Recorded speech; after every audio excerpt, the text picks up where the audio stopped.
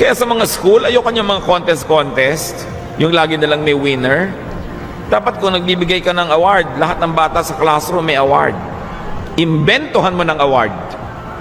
Alam mo ba yung damage sa bata na kahit kailan hindi nila siya nakaakyat sa entablado? No? Tapos galit na galit pa yung nanay, ikaw hindi ako nakakaakyat, bago pa naman ang damit ko. Akala ko pa naman ikaw ang most punctual. Alam niyo ng mga ibang tao, wala nang asset kundi to come on time. So at least, kailangan mag-come on time ka na. Kaya may most behave, most cheerful, most anything para lahat mag-award. Kung teacher kayo, don't leave anyone out. Kayo yung magulang sa classroom, every child is entitled to be a star. Kaya kahit ano umimbento kayo, mga hindi lumikot for 1 minute award. Never mind na 15 minutes na parang wawatusi siya dyan.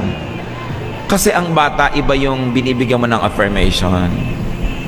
Pag may mga contest, laging may winner, kaya kahit na 12th honorable mention, magbibigay ka. No? Most beautiful in blue. Yung kahit ano, para meron siyang sarili niyang star. Kawawa yung lumalaki na wala man lang kaning-ning-ning-ning.